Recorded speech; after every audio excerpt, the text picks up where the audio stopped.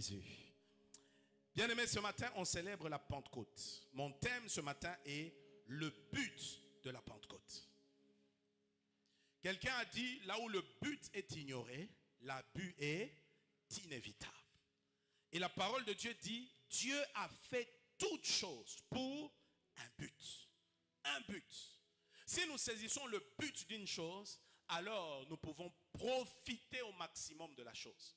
Nous pouvons maximiser la chose même. C'est pourquoi ce matin, l'Esprit de Dieu m'a mis à cœur de vous parler du but de la Pentecôte. Lisons ensemble la parole de Dieu. Acte 2, chapitre 2, Acte des Apôtres, chapitre 2, versets 1 à 18. Acte des Apôtres, chapitre 2, versets 1 à 18. La Bible dit, le jour de la Pentecôte, ils étaient tous ensemble dans le même lieu. Tout à coup, il vint du ciel un bruit comme celui d'un vent impétueux, et il remplit toute la maison où ils étaient assis. Des langues semblables à des langues de feu leur apparurent séparées les unes des autres et se posèrent sur chacun d'eux.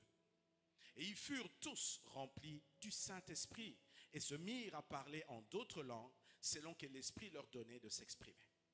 Or, il y avait en ces jours à Jérusalem des Juifs, hommes pieux de toutes les nations qui sont sous le ciel. Au bruit qui eut lieu, la multitude accourut et elle fut confondue parce que chacun les entendait parler dans sa propre langue. Ils étaient tous dans l'étonnement et la surprise et ils se disaient les uns aux autres, voici, ces gens qui parlent, ne sont-ils pas tous galiléens? Et comment les entendons-nous dans notre propre langue à chacun, dans notre langue maternelle?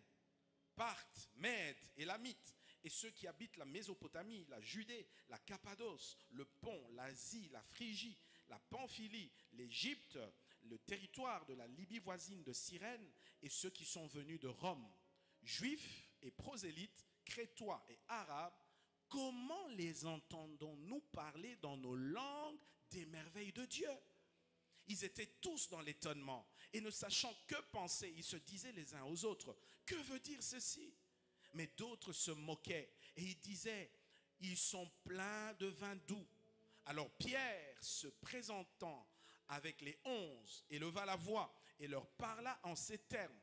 Hommes juifs, et vous tous qui séjournez à Jérusalem, sachez ceci et prêtez l'oreille à mes paroles.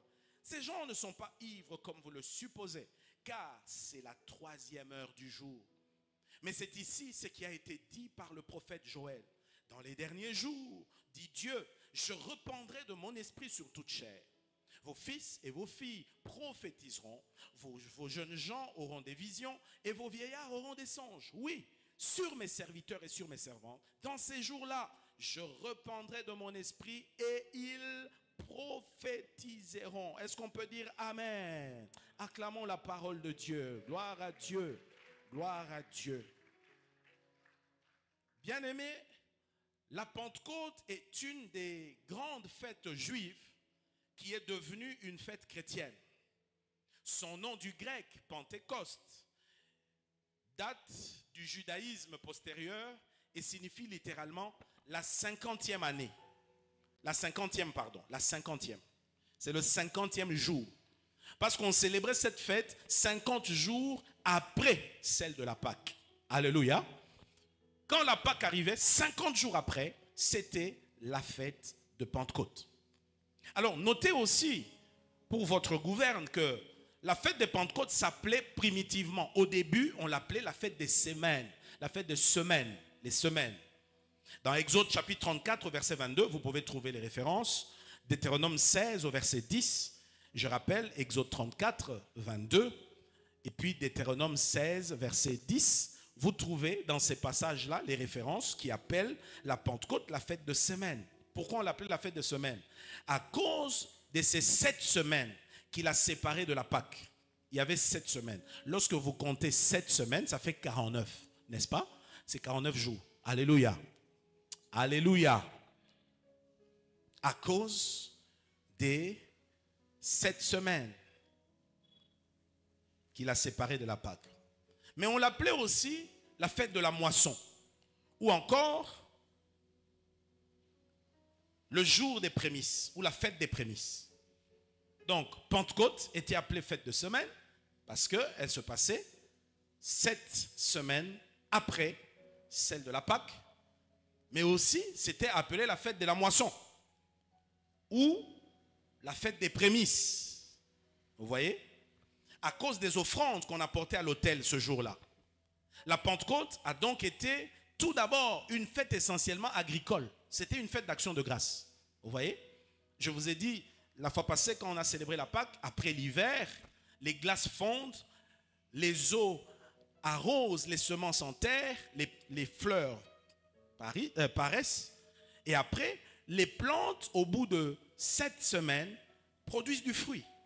Et le fruit qui était récolté dans les champs, les tout premiers étaient présentés à l'Éternel. On apportait tous les céréales, tous ces produits agricoles. On venait d'abord les donner à Dieu. Parce que d'après la loi, Dieu devait être premier en tout. Quelqu'un peut dire Amen.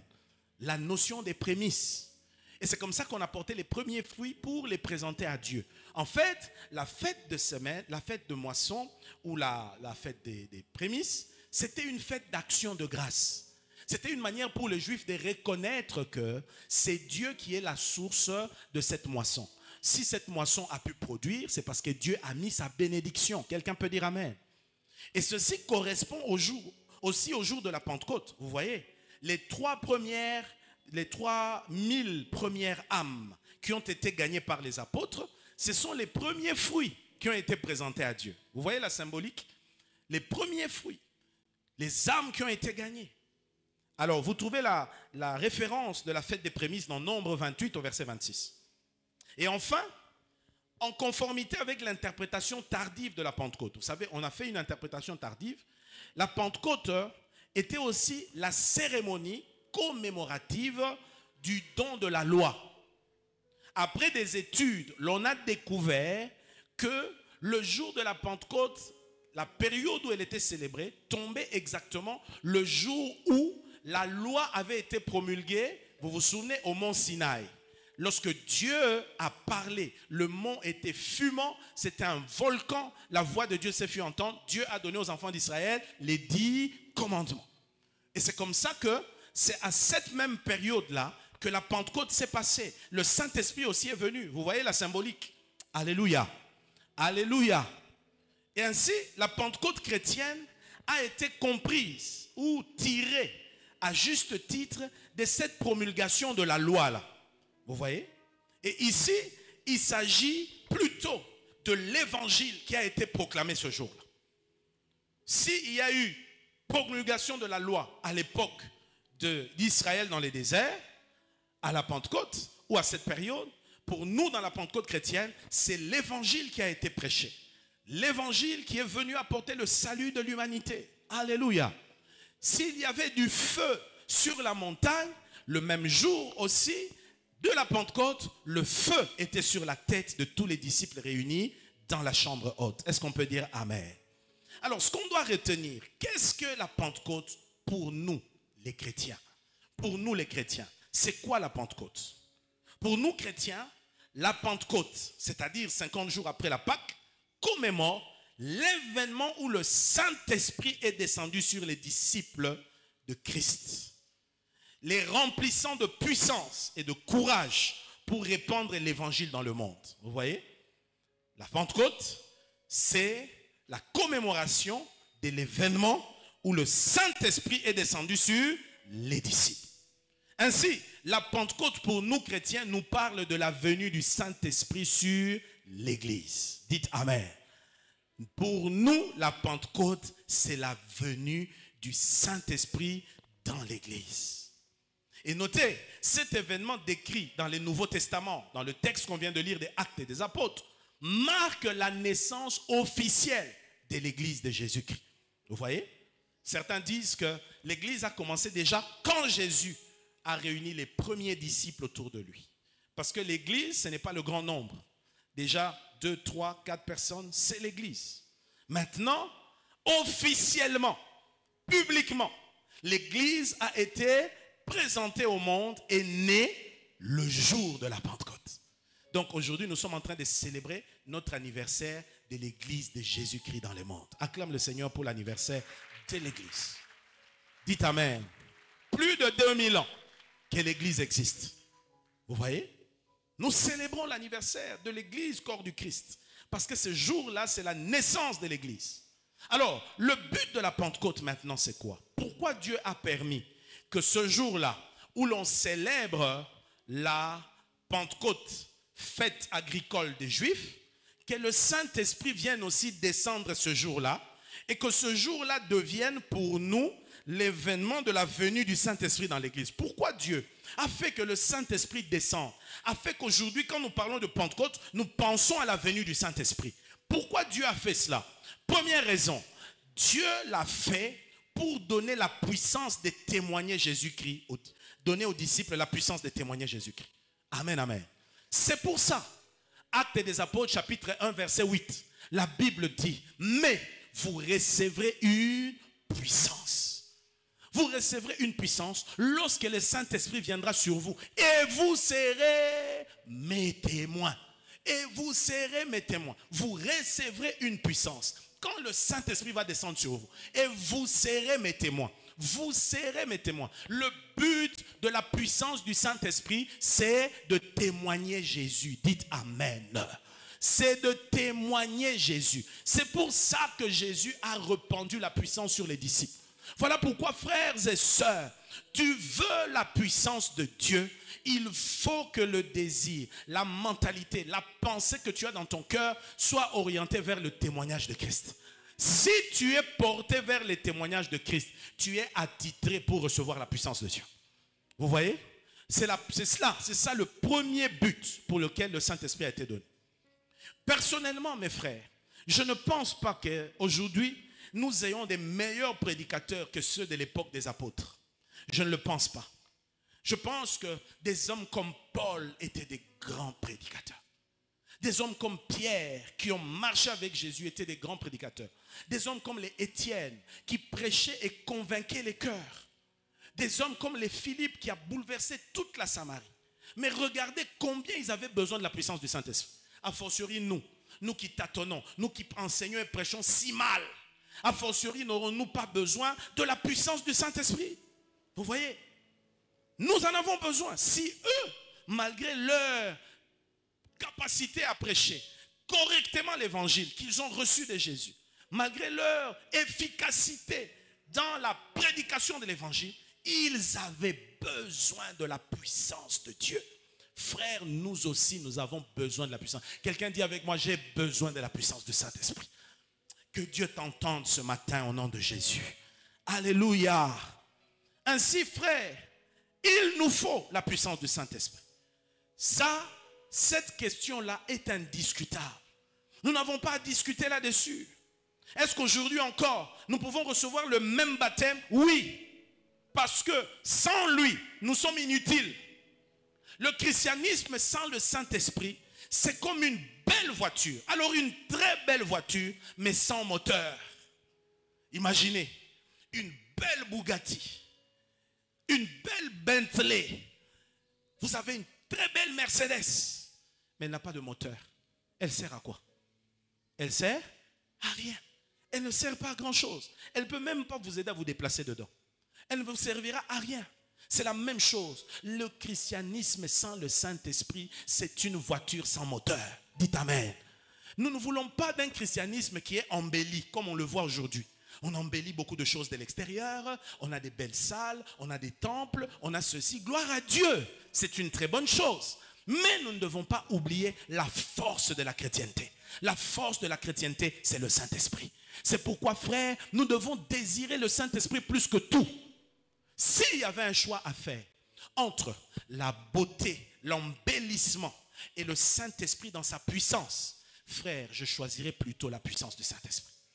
Quelqu'un a dit, le plus beau compliment qu'on peut donner à une église, ce n'est pas de dire que cette église-là est la plus belle, et à dire que la chorale chante merveilleusement, elle est bien décorée, on y prêche très bien l'évangile, l'église est climatisée, l'église est ainsi de suite. Il dit non, le plus beau compliment qu'on peut faire à une église, c'est de dire, quand quelqu'un y entre, il dit Dieu est au milieu de vous. Ça, c'est le plus beau compliment. Dites Amen.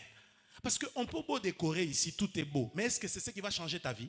Est-ce que c'est ce qui va te guérir de la maladie? Est-ce que c'est ce qui va transformer ta vie? Pas du tout. C'est vrai, gloire à Dieu pour les belles choses que nous avons à l'église. Elles sont nécessaires, elles embellissent, mais ce n'est pas le plus important. Le plus important, c'est la puissance du Saint-Esprit. Parce que si la puissance du Saint-Esprit est là, même si les choses ne sont pas embellies, la gloire de Dieu transformera les vies. La gloire de Dieu changera les vies. Dites amen très fort.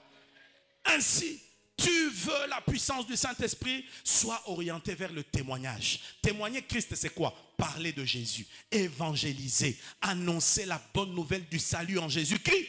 C'est pour ça que Christ leur a donné la puissance. Sans cela, mes frères, la puissance n'a pas son sens. Il a dit, vous recevrez une puissance.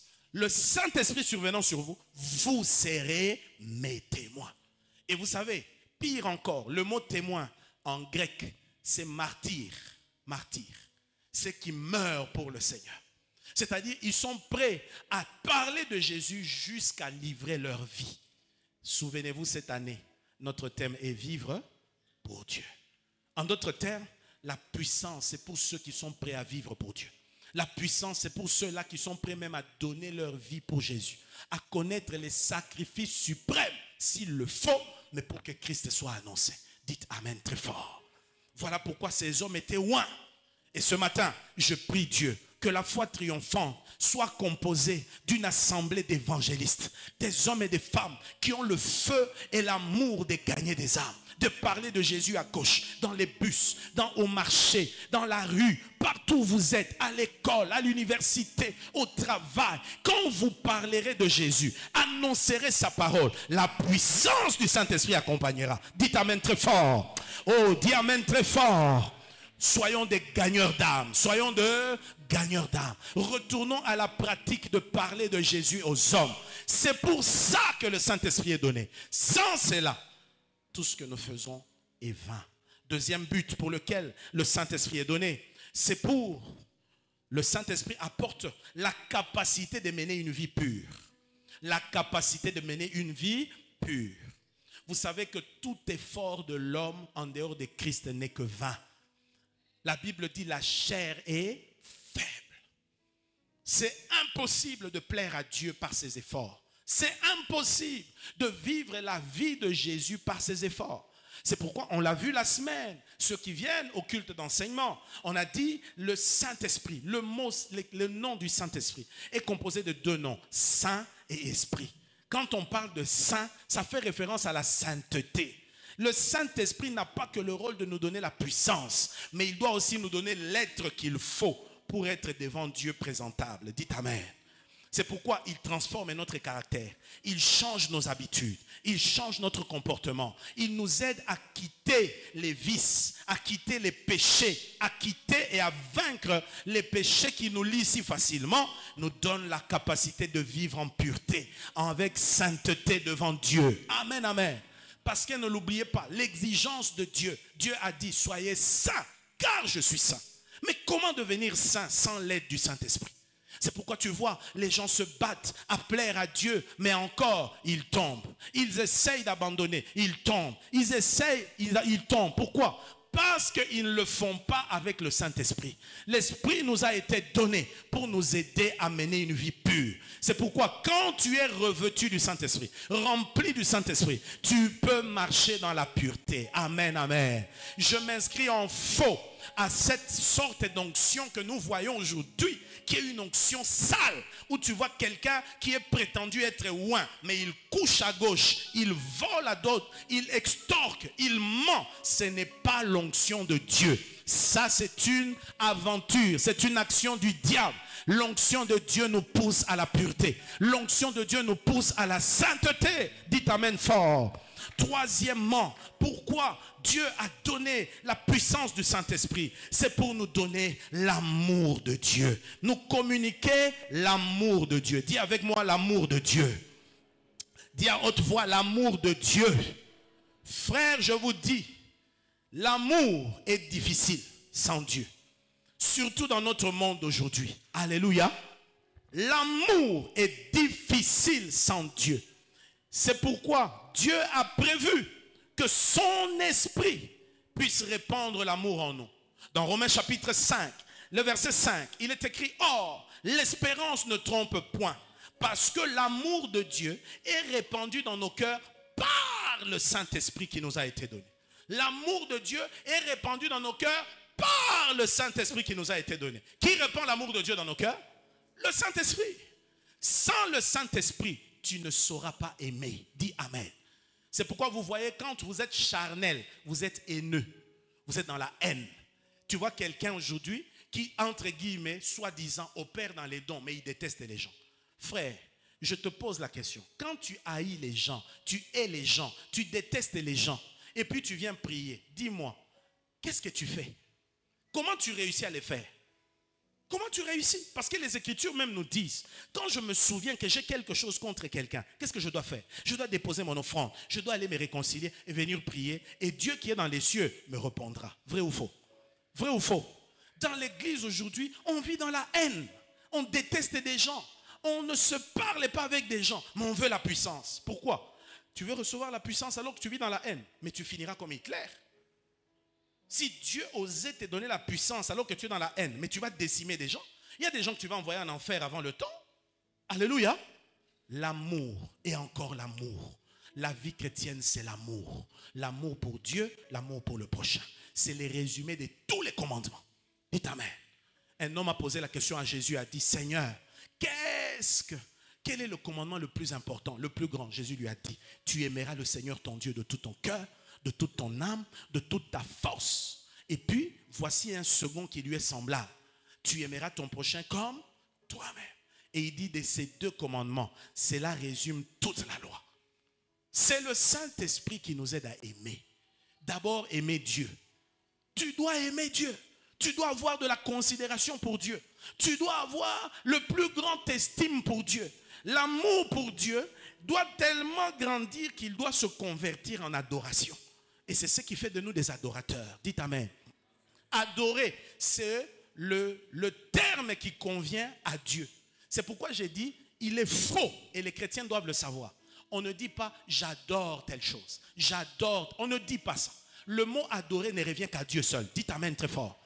Oh, j'adore la nourriture. J'adore ces vêtements-là. Tu ne peux pas utiliser ce nom-là. Oh non, ça ne veut pas dire c'est ça. Non, mes frères. Il y a des termes qui ne sont réservés qu'à Dieu et à Dieu seul. Ne dites pas, j'adore telle personne. Tu n'adores pas cette personne. C'est Dieu que tu dois adorer. C'est lui seul que tu dois adorer. Et adorer signifie quoi? Adorer signifie avoir un amour suprême.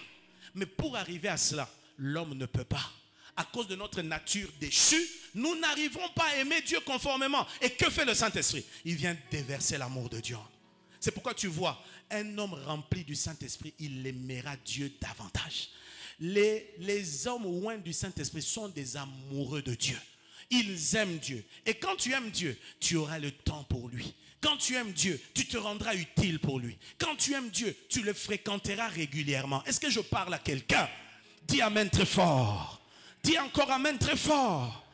Quatrièmement, le but de la Pentecôte, c'est de nous donner le courage et un dévouement complet à la cause de Christ.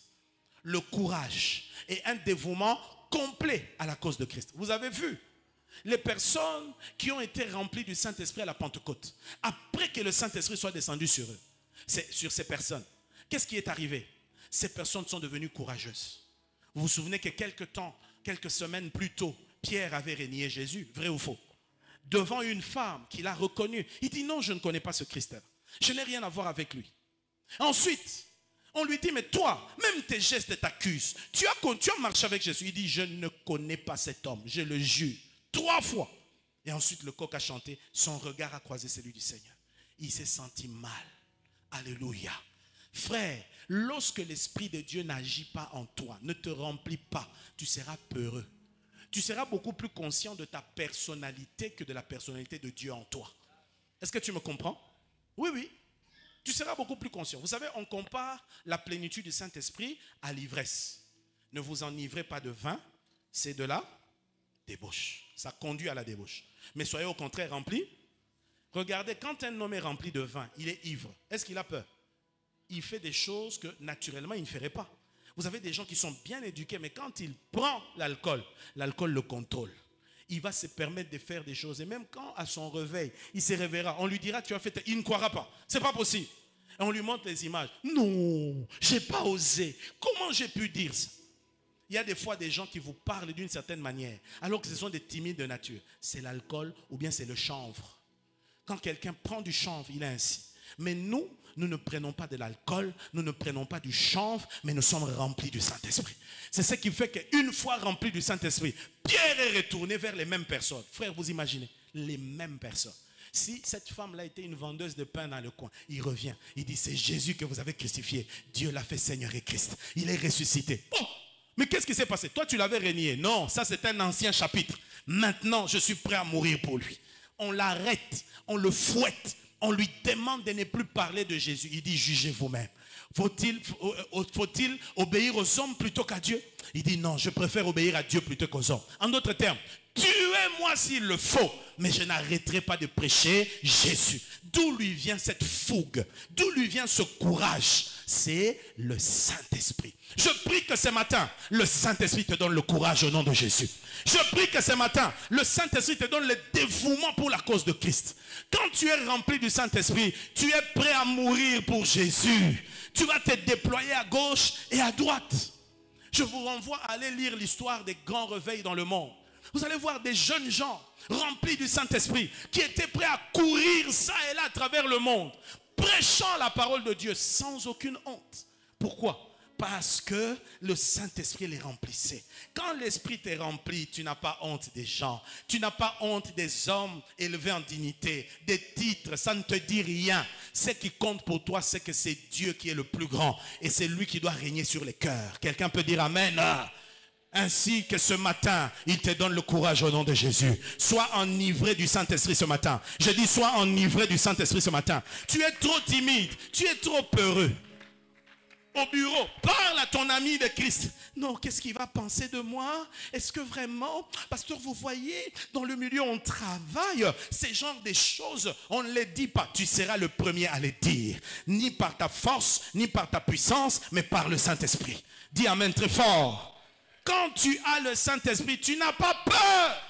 Le courage et le dévouement pour la cause de Christ. Regardez David. David était loin du Saint-Esprit. Il n'a pas eu peur. Il va au combat, il voit Goliath. Un homme plusieurs fois plus grand que lui. Entraîné à la guerre. David n'a pas peur. On lui dit, mais petit, tu es un jeune homme. Tu ne peux pas combattre ces guerriers. Entraîné à la guerre depuis sa jeunesse. Il dit, non, j'irai. Parce que personne n'a le droit d'insulter le Dieu vivant. J'irai combattre cet homme. Il se lève, il va. On veut lui donner l'armure de Saül. Il dit, non, ça ne me convient pas. Mais avec 5 pierres dans sa gibecière, il se lève, il attaque. Un homme rempli du Saint-Esprit. Même les moindres choses, les choses qui n'ont pas de sens, prennent de la puissance. Dites Amen très fort.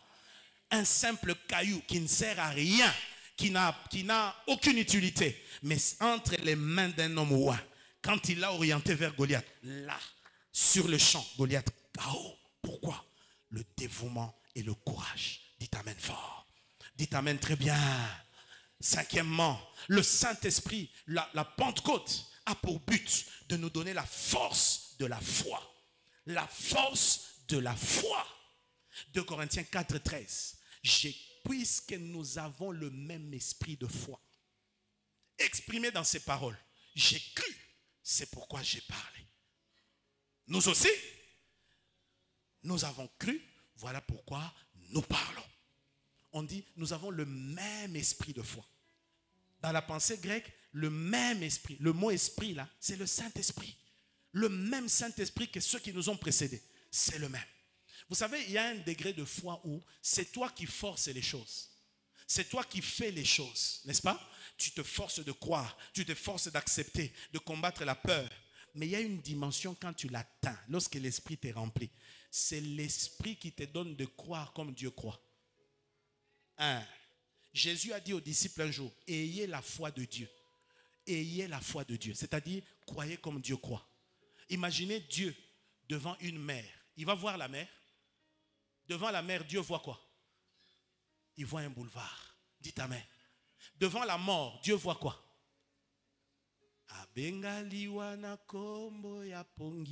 Alléluia. Devant la mort, lui, il voit la vie. On lui dit, Lazare est mort et ceci. Il dit non, il dort. Pour lui, c'est le sommeil. Quand tu as la foi injectée, boostée par le Saint-Esprit, tu commences à voir les choses comme Dieu les voit. Tu crois comme Dieu croit. Et comme tu vois comme Dieu voit, tu crois comme Dieu croit, tu agis comme Dieu agit. Dites amen très fort. Je prie que ta foi soit boostée au nom de Jésus.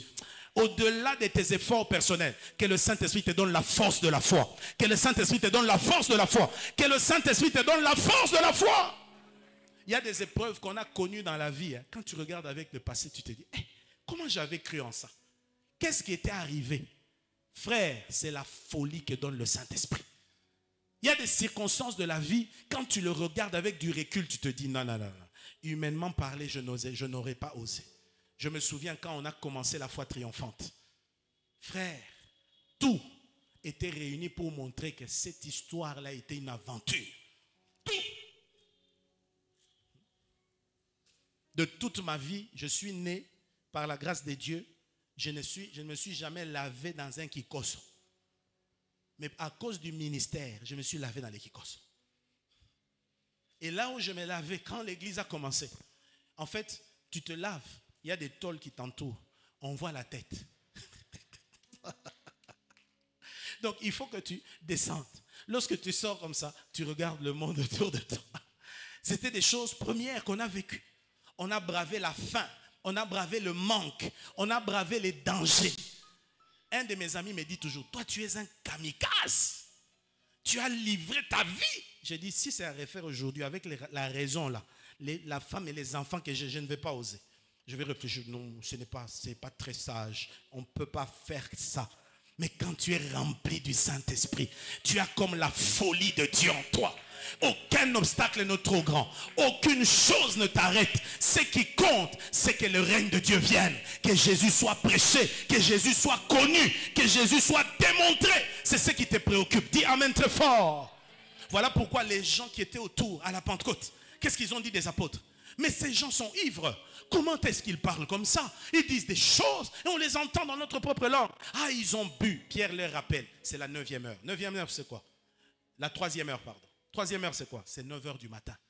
Je dis non, c'est à 9 h du matin. Personne n'est ivre à 9 h du matin. Mais c'est ici l'accomplissement de la promesse. Ils ne sont pas ivres. Frère, quand tu opères par la puissance du Saint-Esprit, on peut penser que tu es ivre. Dis amen. Parce que tu poses des pas audacieux. Tu oses des choses que les autres n'osent pas à cause de la puissance du Saint-Esprit. Je prie Dieu que Dieu donne à quelqu'un dans cette église la force de la foi. La force de la foi. La force de la foi. On parle d'un homme de Dieu, Smith Wigglesworth. J'ai relu son histoire. En réalité, il a ressuscité 23 ou 26 personnes. 23 ou 26. Il avait des méthodes pas communes. Hein. Une fois, on lui apporte quelqu'un qui avait un ballonnement de ventre. Frère, il donne un coup de poing. Ça, c'est être fou. Mais après 3 coups de poing, la personne ressuscite, se réveille. Ce qui compte, c'est les résultats. Les gens ont oublié le coup de poing. Dites amen. Avec Dieu, tu feras des choses folles, mais qui auront de l'impact. Tu feras des choses folles, mais qui bougeront des choses, qui changeront des choses. Tu défieras les limites à cause de la puissance du Saint-Esprit. Reçois cette grâce au nom de Jésus. Reçois cette grâce au nom de Jésus. Sixièmement, le but de la Pentecôte, c'est renforcer la vie de prière. Renforcer la vie de prière. La parole de Dieu nous dit que nous ne savons pas ce qui convient de demander à Dieu. Nous ne savons pas. Mais le Saint-Esprit, par des soupirs inexprimables, nous aide. Qu'est-ce qu'il fait? Il nous aide. L'Esprit nous aide. Frère, le Saint-Esprit est une aide. Romains 8, verset 26. Romains 8, 26. De même aussi, l'Esprit nous aide dans notre faiblesse, car nous ne savons pas ce qu'il nous convient de demander dans nos prières. Mais l'Esprit lui-même intercède par des soupirs inexprimables. Il intercède. La version française courant dit, de même, l'Esprit Saint aussi nous vient en aide, parce que nous sommes faibles. En effet, nous ne savons pas prier comme il faut, mais l'Esprit lui-même prie Dieu en notre faveur, avec des supplications qu'aucune parole ne peut exprimer. Dites amen très fort. L'Esprit lui-même fait quoi? Prie pour nous. Nous ne savons pas comment prier. C'est pourquoi, frère, la réussite d'une vie de prière, c'est une vie qui est en intimité avec le Saint-Esprit. C'est le Saint-Esprit qui te fera découvrir les profondeurs de la vie de prière. Il y a des gens qui ne croient pas. J'ai eu des problèmes à l'université avec mon professeur. Un de mes professeurs, il est docteur en Nouveau Testament, docteur en théologie et spécialiste de Luc chapitre 4, verset 18. Là où le Seigneur dit, l'Esprit du Seigneur est sur moi, il est spécialiste de ça. Mais en classe, il ose dire non, un homme ne peut pas prier 4 heures du temps, ne peut pas. Ouh, on a discuté avec lui. J'ai compris. Son problème, c'est parce qu'il ne croit pas à la puissance du Saint-Esprit. Quand tu crois à la puissance du Saint-Esprit, tu opères avec le Saint-Esprit. Il y a des moments où les hommes de prière savent de quoi je parle. Il y a des moments où tu peux prier avec ton intelligence. C'est ta force qui prie. C'est toi qui pries. Mais il y a des moments où, quand tu vas dans les profondeurs, tu soupires après Dieu. C'est comme si l'Esprit te prend en charge. Tu commences à prier et tu es emballé. Tu ne regardes plus les heures. Tu ne regardes pas le temps qui passe. Ce qui te préoccupe, c'est la soif de Dieu. Tu soupires après Dieu comme David dit dans les psaumes. Il dit, comme une biche soupire après des courants d'eau. Ainsi mon âme soupire après toi. Mon âme soupire après le Dieu vivant. Il dit, je me tiens dans ton temple pour voir ta gloire et ta puissance. Dites amen fort. Que le Saint-Esprit te donne la force dans la prière au nom de Jésus. Que le Saint-Esprit t'aide à prier. Que le Saint-Esprit t'aide à parler. C'est pourquoi le parler en d'autres langues est important. Il ne faut pas venir ici nous impressionner avec le parler en langue ici. Il faut quand tu es seul dans tes moments de prière, prie beaucoup en langue. Est-ce que tu m'entends? Il faut beaucoup prier en langue. Le parler en langue nous a été donné. Pourquoi? Ça recharge nos batteries. La Bible dit, celui qui parle en langue ne parle pas aux hommes, mais il parle à Dieu. Et il dit à Dieu des mystères en esprit. Est-ce que tu m'entends? Et on dit, celui qui parle en langue s'édifie lui-même. Le mot édifier en grec est se construit. Une brique sur une autre. Une brique sur une autre. Une brique sur une autre.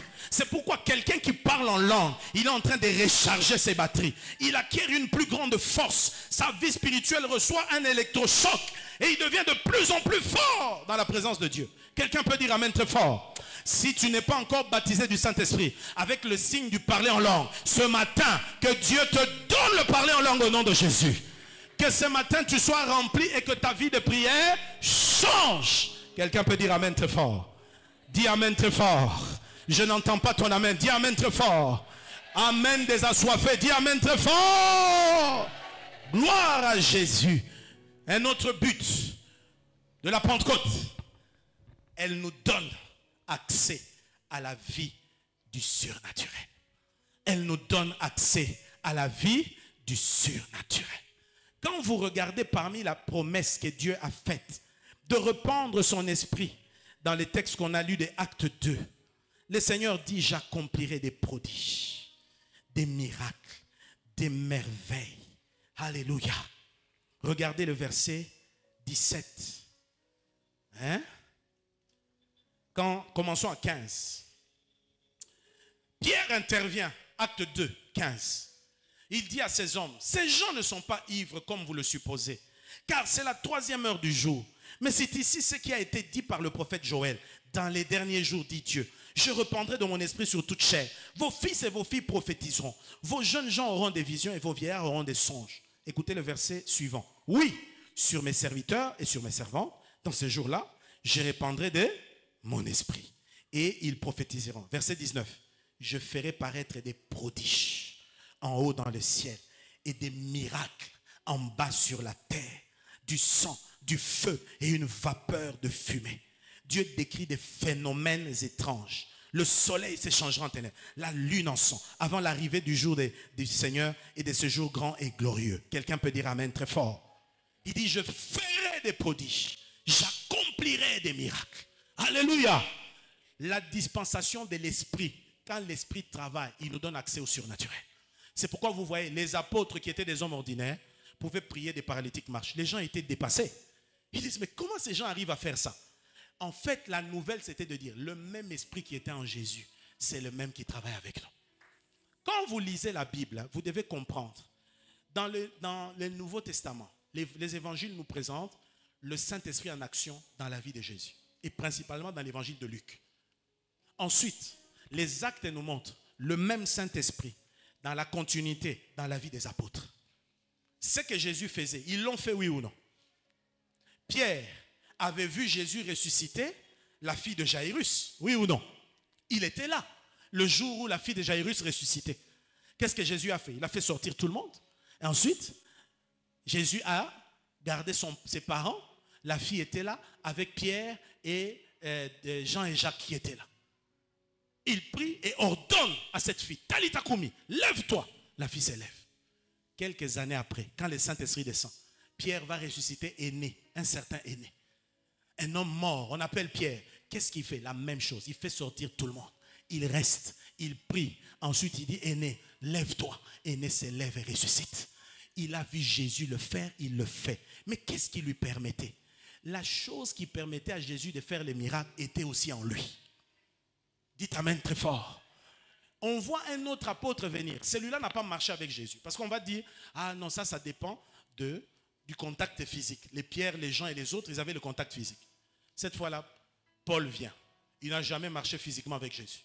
D'ailleurs, c'était un opposant farouche aux chrétiens. Mais Dieu le choisit. Dieu le prend. Il rejoint les camps des apôtres. Et quelques temps après, Pierre prie, les morts ressuscitent. Oh, le même esprit qui était en Jésus est descendu sur les apôtres, est descendu sur un apôtre qui n'a pas marché avec Jésus. Maintenant, il nous dit, en ces temps de la fin, le même esprit aussi, je vous le donne. Si hier, des morts ont ressuscité par la main de Jésus, par la main des apôtres, par la main de Paul, aujourd'hui, dans ces temps, ils doivent ressusciter par tes mains. J'ai dit, ils doivent ressusciter par tes mains. Frère, il faut aimer une vie chrétienne passionnante. La vie chrétienne, ce n'est pas seulement venir dimanche au culte et donner des offrandes et des dîmes. Non! La vie chrétienne, c'est la puissance. La vie chrétienne, c'est des miracles. La vie chrétienne, c'est aussi de voir des morts ressuscités. Je prie que dans ton palmarès, avant de quitter cette terre, que des miracles t'accompagnent. Dis amen très fort. Et je te dis, il ne faut pas être pasteur pour vivre des miracles. Non, non, non, pas du tout. Pas du tout. Pas du tout. J'ai un frère que je connais, un ami. Il n'est pas pasteur. Mais il est allé en province à l'Équateur. Il a prié pour un enfant mort. L'enfant est ressuscité. Le même esprit. C'est le même esprit. Et les femmes ne sont pas exclues. C'est pourquoi Jésus, que Dieu soit béni, dans sa sagesse infiniment variée, il y avait des femmes le jour de la Pentecôte. Pourquoi il l'a fait? Il l'a fait spécialement pour que les gens sachent. On nous cite dans Acte 1.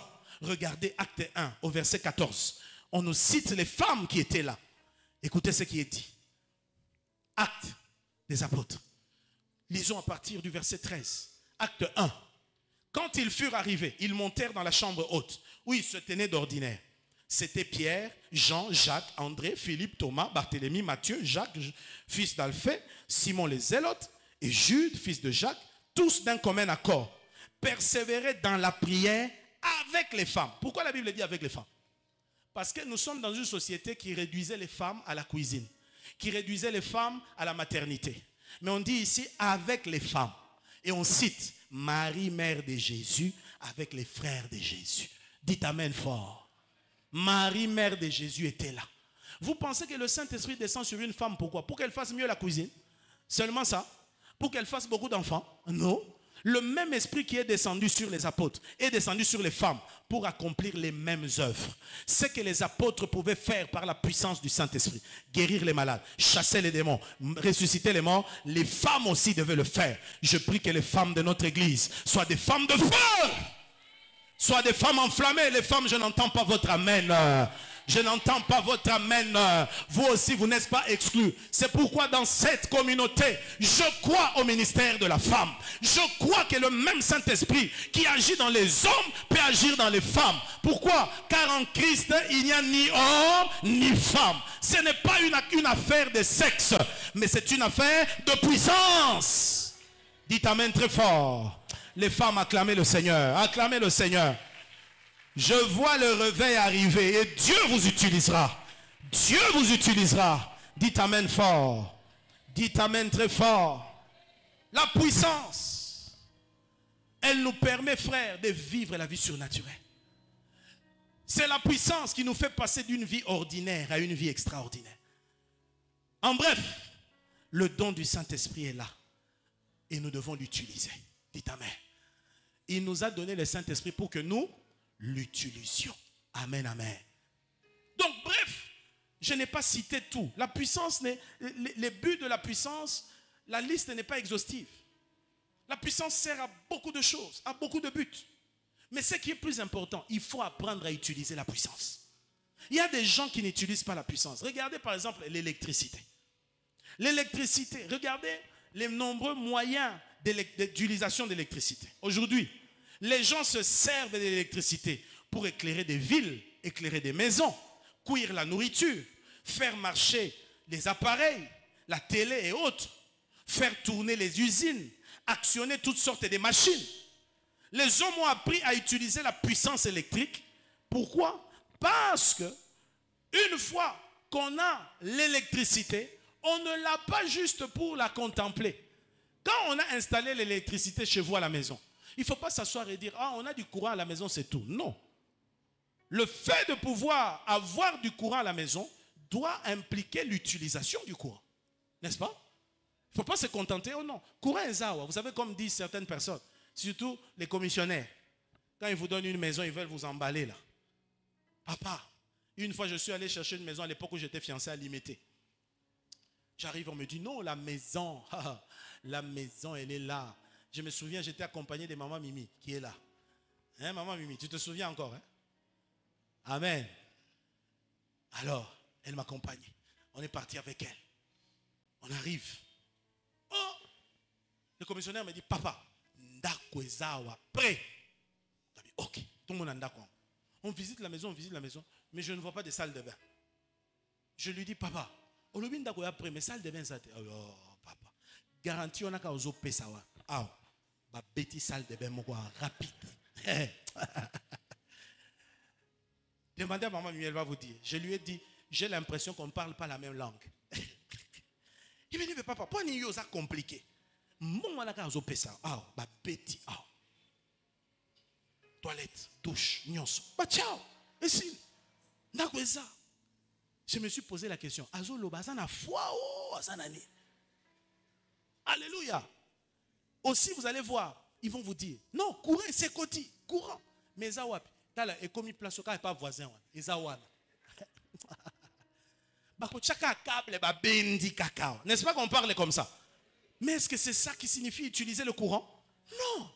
Le courant devient utile lorsque vous en servez. Quand il peut allumer les lampes, quand il peut être utilisé pour cuire la nourriture, pour pouvoir suivre la télé, repasser, faire autre chose. C'est pour ça que le courant est là.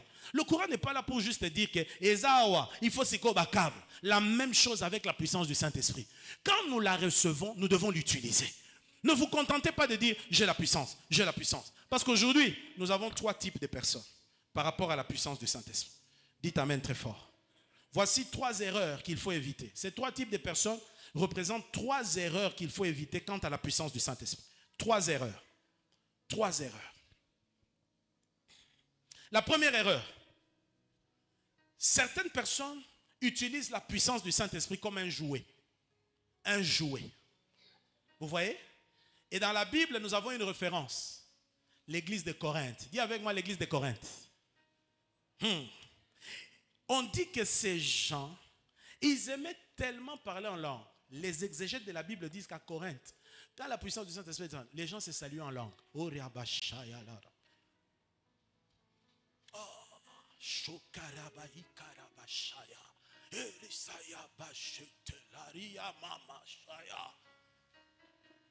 aujourd'hui, vous ne voyez pas ça.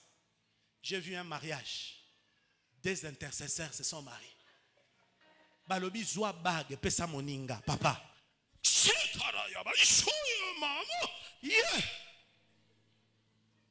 Saint-Esprit a commis nini? Jouer. On pense que l'Esprit de Dieu est un spectacle. Et c'est ça l'église de Corinthe. L'église de Corinthe a reçu la puissance, mais trop d'aventure. Comme ça se passe dans nombreuses églises de réveil. On joue. Tu vois quelqu'un qui vient, viens.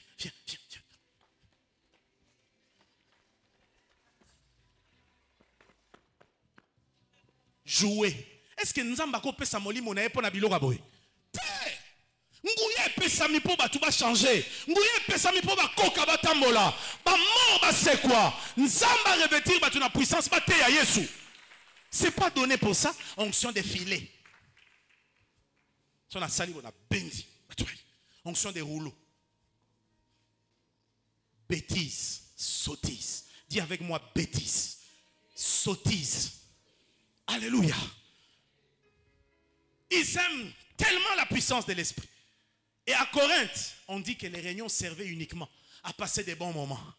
Aux hommes, salon d'adoration. Oh, tu passes bon moment. Tu passes bon moment. Les gens pensent que ça passe bon moment. On va se donner des take it. Oh, take it. Take it. Take it. Take it. Take it. Take it. Nabo moli mo sembite. Bazo simuler kaka. Et commis aventure. Et commis aventure. Et c'était ça à l'église de Corinthe. Il y avait beaucoup de désordre. Vous voyez? À tel point que les visiteurs pensaient qu'ils étaient fous. Et Paul leur fait savoir que tout devait se faire en ordre. C'est pourquoi l'épître 1 Corinthiens est écrit pour remettre l'ordre.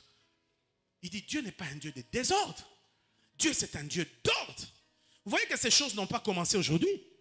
Il leur apprend comment canaliser. C'est pourquoi dans 1 Corinthiens 12, il leur parle de dons. Et dans 1 Corinthiens 14, il leur montre comment on utilise ces dons-là. Quelqu'un peut dire amen très fort. Le but, c'est d'abord ce que je vous ai cité là. Mais ce n'est pas un jouet. Ce n'est pas pour s'amuser. Deuxième erreur. Certaines personnes ont reçu la puissance et elles attirent l'attention sur elles au lieu de donner gloire à Dieu. Vous voyez? Ça, c'est la deuxième chose qu'il faut éviter. Si le Saint-Esprit peut donner à un homme la capacité de guérir les malades, ce n'est pas pour se mettre à crier que moi je suis le super-homme. Regardez-moi. Je suis Wonder Woman ou Wonderman. Je suis Superman. Moi, je suis l'homme qui valait 6 millions de dollars.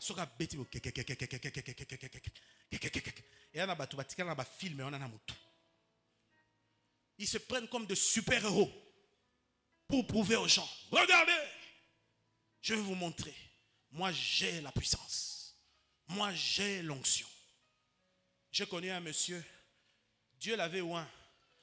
Dieu l'a utilisé, mais après, il commençait à jouer avec l'onction. Un jour, il a osé devant tout le monde se permettre de déshabiller un démoniaque. Un papa, il lui dit enlève les habits. Le papa a enlevé, il était tout nu. Vous savez, cette église n'existe pas. Avec autant d'onction qu'il y avait. Autant. Pourquoi? Parce qu'on fait valoir la personne que l'on est. On pense qu'on est spécial. Frère, si Dieu vous utilise d'une quelconque manière, avec sa puissance, soit même pour donner un message prophétique, ce n'est pas pour vous faire valoir.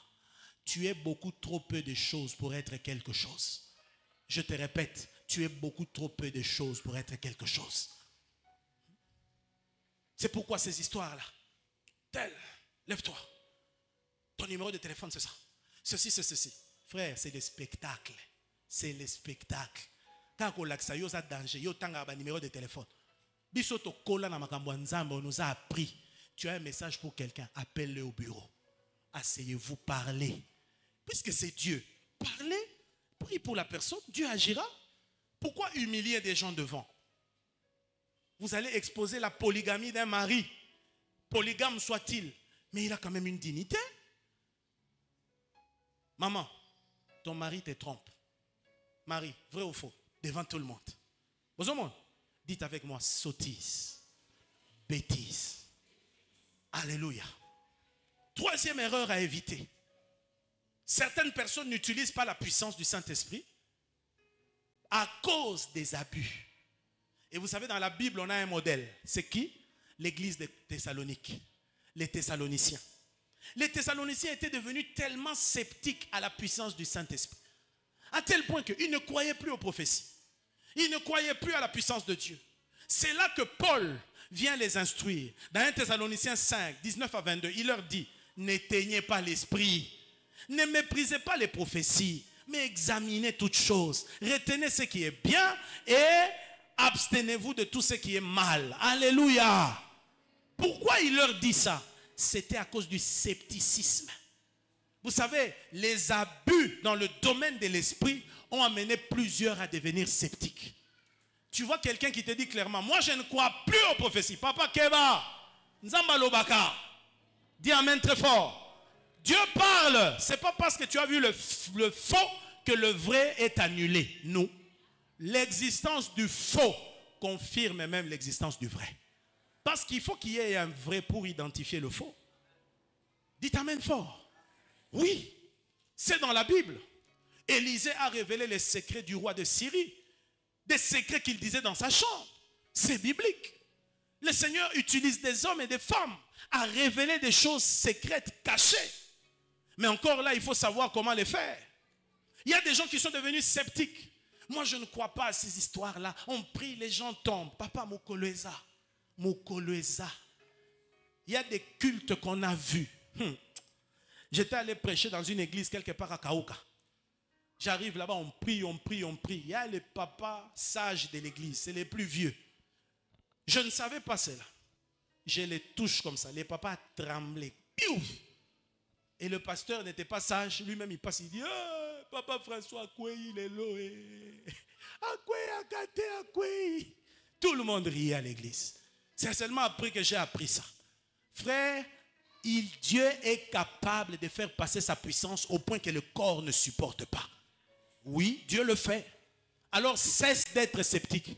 Comme Paul parlait aux Thessaloniques, ce matin je te le dis, n'éteins pas le Saint-Esprit. Si tu ne l'utilises pas, le Saint-Esprit s'éteindra. Le Saint-Esprit s'éteindra. C'est comme un organe dans le corps. L'organe que vous n'utilisez pas finira par s'atrophier. Il y a des sens spirituels que vous atrophiez parce que vous ne l'utilisez pas. Amen, amen. Vous devez croire. N'éteignez pas l'esprit. Aide-moi à dire à ton voisin, n'éteins pas l'esprit. Ne méprise pas les prophéties. Mais examine toutes choses. Retiens ce qui est bon et rejette ce qui est mal. Dites amen fort. Dites amen fort. Les Thessaloniques étaient devenus sceptiques. À la fois triomphants, nous ne voulons pas de scepticisme. À la fois triomphants, nous ne voulons pas être extrémistes. Mais à la fois triomphants, nous voulons être équilibrés. Dites amen. Autant nous croyons en un Dieu capable, autant nous croyons que ce Dieu-là peut se manifester comme il veut à l'église. Et je crois que dans sa présence, tout peut arriver. Dieu peut faire des miracles extraordinaires comme il l'entend, comme il le veut. Il faut être ouvert à l'esprit. Dis à ton voisin, il faut être ouvert à l'esprit. Retiens qu'être rempli du Saint-Esprit, c'est comme avoir l'électricité à la maison. Tu ne dois pas te contenter de l'installation qui est mise. Non. Et t'asseoir dans l'obscurité. Non. Il faut que tu te lèves. Il faut que tu allumes les lampes. Il faut que tu te serves de cela. C'est pourquoi je dis, quand vous recevez la puissance, allez prêcher Jésus. Allez guérir les malades. Chassez les démons. Répandez la bonne nouvelle partout où vous êtes.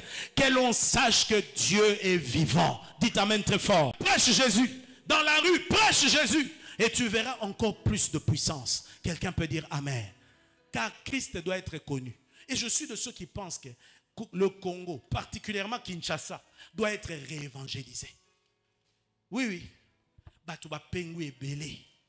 Il faut tous mais pour ça, il faut qu'il y ait des prédicateurs ouins qui s'élèvent. Je prie que ce matin, parmi nous, Dieu suscite des prédicateurs ouins qui s'élèveront pour prêcher l'évangile. Dites amen très fort. Dites amen très fort. Et en conclusion, notez-les très bien. C'est dans la prière que les disciples ont reçu la puissance de la Pentecôte. C'est dans la prière. Et combien de jours? 10 jours. Ils étaient là, ils attendaient, ils priaient. Seigneur, souviens-toi de la promesse. Seigneur, souviens-toi de la promesse. Là où on désire la puissance, on doit prier. Là où on désire la puissance, on doit attirer la puissance dans la prière. C'est dans la prière que le mouvement de la puissance est fait. C'est dans la prière que l'onction est libérée. C'est dans la prière que la gloire de Dieu éclate, que le peuple de Dieu dise amen très fort. Alors lèvons-nous, on va prier maintenant. On va prier. Ce matin, il y a des gens qui doivent être baptisés du Saint-Esprit. Il y a des personnes qui doivent être ointes ce matin. Il y a des hommes et des femmes qui sont en ce lieu. Dieu veut les utiliser pour qu'ils soient des outils de Dieu là où ils sont. Est-ce que tu es là?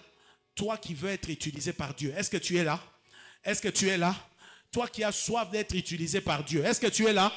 Toi qui as besoin de l'onction et du revêtement pour prêcher l'évangile dans ton école. Est-ce que tu es là? Toi qui as besoin de la puissance du Saint-Esprit pour enseigner dans les rues, dans les bus. Est-ce que tu es là? Nous voulons que le Saint-Esprit remplisse nos vies, comme à la Pentecôte. Si tu le crois, tiens-toi debout là où tu es.